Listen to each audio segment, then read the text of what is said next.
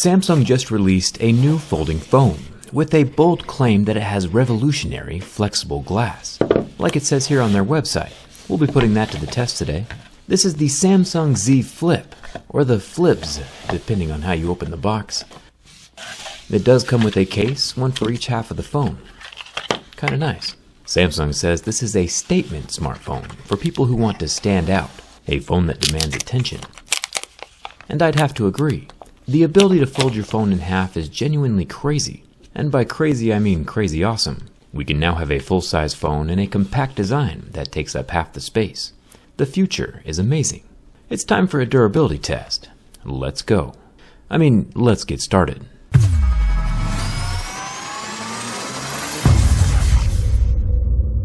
Starting off, pay very close attention to this first warning, and remember it. It says, avoid pressing hard on the screen or the front camera lens. Tap the screen lightly to keep it safe. Samsung said at their launch event that they've done the impossible and created ultra-thin glass that folds. This glass can be folded over 200,000 times. Samsung said when you fold it, you're not just bending glass, you're bending the laws of physics. But that warning included on the phone isn't as confidence-inducing as Samsung's launch event attempted to be. It does feel nice though. This type of fold is definitely my favorite so far. I like having a phone that folds instead of having a tablet that folds. There are two things I noticed right off the bat with the Z Flip. One is the crease here still along the center, not a big deal. There's also a small divot in the display above the front-facing camera lens. You can see the curve of my lights along with the bend of the surface of that display. The Samsung logo along the spine gets entirely covered up when the phone is open. This new hinge design apparently has thin brushes inside to keep out dust. We'll test that later. There's also no screen lifting off the frame like we saw in the Motorola Razr, which probably makes this design much safer and more long-term. There is a bit of a gap between the two halves of the phone when it's closed, also fine, and it makes sense because if the screen really is glass, we can't have glass clacking against glass every time the phone gets closed. That just wouldn't end well. Speaking of things not ending well, it's time to see if this material really is glass or not. I've been doing the same durability test on every major new smartphone since the Galaxy S6 came out 5 years ago. It is an expensive hobby, yes, but I think it's fairly useful in finding out what your phone is made from, and how well it'll handle everyday life. Plastic, as we know, scratches at a level 2 or 3. Real glass would scratch at a 5 or a 6, and sapphire would scratch at an 8 or 9, right under diamonds, which are level 10. As my firstmost pick touches the display of the Galaxy Z Flip, we can see marks start to appear. This is rather unfortunate. Continuing onward, we can see deeper grooves happening at a level 3. This is exactly how a plastic screen would react. Exactly like we saw in the Galaxy Fold, the Motorola Razr, and basically every other plastic screen smartphone ever made. For kicks and giggles, we can bump it up to a level 4, and I could physically feel the tip of the pick start to cut the display surface open. So why in the world would Samsung talk about flexible glass so much on their website and at the launch event? It could be that they are using a hybrid plastic polymer with little specks of glass ingredients inside, and then just, calling it glass. But that doesn't really seem like a very nice thing to be doing. If a company says glass, their customers will think of a hard, clear material that has excellent scratch resistance.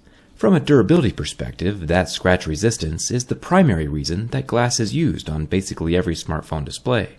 Samsung is calling this glass, but this display clearly doesn't have the scratch resistance or structural benefits that customers are expecting from glass. If glass isn't glass, then truth doesn't matter, and truth should matter. This isn't American politics. Samsung is currently the #1 smartphone manufacturer in the world, and we shouldn't be calling this screen glass when clearly my fingernail is leaving marks on the surface. Over and over. I'm not sure what Samsung's thinking over there, but we clearly have scratches at levels 2, 3, 4, and fingernail. I don't know what material this is, but Samsung definitely shouldn't be calling it glass, and I'm disappointed. Even if I jump up here to the front-facing 10-megapixel selfie camera, the surface is covered in that same so-called glass material, and can still be scratched with my fingernail. I'll come back to this again in just a second. The raised screen bump around the edge of the screen is made from plastic. This is the same thing we saw in the Galaxy Fold. This guy kinda holds the screen in place and keeps people from peeling off the top layer. The volume rocker is made from metal. The recessed power button over here on the side is scratchable. I'll set my fingerprint and see if it still works. Don't mind my thumb, by the way, I smashed it with a TV a few weeks ago. Now the phone is still able to be unlocked, even though the fingerprint scanner is damaged, but to test it some more, I added some more scratches. And after the additional scratches are in place, my fingerprint stopped working. Interesting. The frame of the Galaxy Z Flip is made from metal, and down here along the bottom, we have more metal alongside the singular loudspeaker, the USB-C port, and, the no headphone jack. The whole frame of the phone seems to be made from metal, which is a good thing, and will hopefully keep the phone together during the bin test later. There are a few plastic antenna lines, and a removable SIM card tray, but no expandable memory.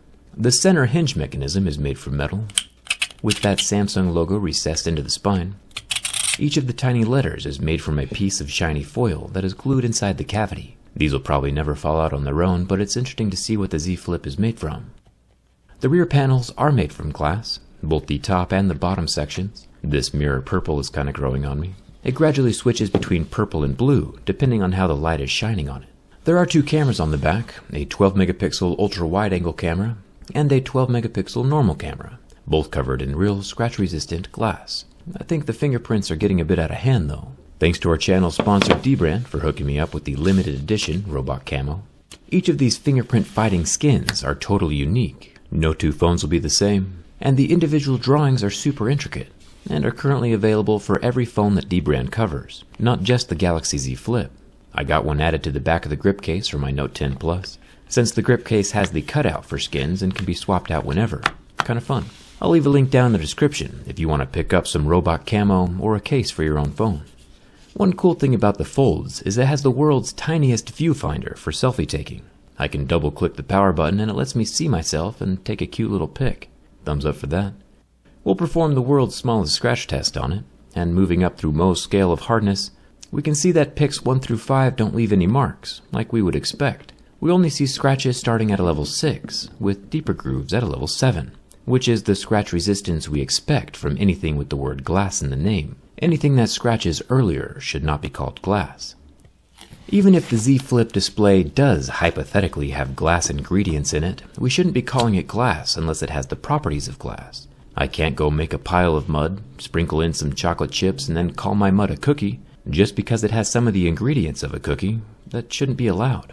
The thin display lasted about 15 seconds under the heat from my lighter. When I pulled the flame away, there were burn marks still left on the screen, and it did not recover. One really interesting thing, though, if you watch again, is that you can physically see the screen change shape as the heat from my lighter heats it up. Plastic, of course, is affected by the temperature of my lighter. Glass, however, would not be physically affected in the same way. As the surface cools down, the shape of the screen returns to normal. Let's start with the slam shut test. You know, if you get a little aggressive with hanging up on someone after a phone call, and you smash the phone closed. We gotta see if the phone survives. It does have the physical raised bumpers all along the outer edge of the screen. Those bumpers are absorbing most of the slamming force, and the screen is still in one piece. Of course, the phone is meant to fold inwards. Samsung said it would survive 200,000 times, which is 182 times a day if you plan on keeping your phone for 3 years. Bending back the opposite direction, though, is a different story. With the first flex, we get a small separation of the frame near the antenna line, and the top half bumper started coming loose. But the screen of the Z Flip is still entirely intact and in one piece. It still shuts and opens, with no grinding of the hinge. We'll try it again. You can see the back panels of the phone meet in the center, providing more support to keep the phone from bending backwards. And the phone hinge does a really good job of keeping the phone's shape for the most part. Only on our third bend did we finally hear a snap from the frame near that power button. And even then, the so-called glass screen of the Z Flip is still intact. Folding screens are pretty resilient. Even though the phone doesn't really shut quite right anymore, it's physically withstanding quite a bit more abuse than I initially thought it could. Only now, after all its previous bends and cracks, does the back panel shatter. It's only a cosmetic wound since the display is still working just fine, and this is good to know. All the important things are still functional. You might be asking, hey Jerry, what if there is a super thin nano layer of glass on top of the display? If that were true, we would start to see fractures and cracks from that nano layer, but instead we only see the tip of my Mohs pics cutting into the plastic, like we would see with any piece of plastic that gets cut. This screen is in no way scratch resistant whatsoever, and if poked hard enough, the pixels will still get damaged. It does survive my bin test, however. Everything is still functional. This is certainly the most durable folding phone we've seen yet. Samsung did say that they designed this new hinge with little tiny fibers inside, or little brushes, to keep out dust and dirt from the folding bits. It'll be awesome to see what this looks like from the inside during the teardown, so make sure you're subscribed for that. After pouring my rocks on the screen and making sure they cover the entire phone, just like it would if you dropped it when you accidentally go outside, initially I could hear a few little complaints of the dust inside the hinge. But after blowing all the dust off, those complaints mostly went away. This new hinge design might actually be the start to something really good. But the real danger of calling something glass means that people will think they have the protection of glass when that clearly is not the case. Glass distributes pressure along the whole phone, while this plastic allows that pressure to get in and damage pixels. You can see that each pressure point from my pick kills the line of pixels directly above it. This would not happen if the screen were glass, and it's dangerous to let people walk around with that false sense of security, like Samsung gives them when they call it glass. And that's not all. Each of these puncture wounds does let air get inside the sealed OLED layers, which kills even more pixels. A puncture or cut in the plastic screen is a cancer that'll eventually spread across the whole display. Yeah, I sound a bit apocalyptic, but it's important to know what your phone is capable of and what might damage it. So remember, the Samsung Z Flip does not have a true glass screen, and it's still very fragile. That being said, it's also still pretty awesome. Samsung should just correct their verbiage. Let me know what you think of Samsung's verbiage down in the comments.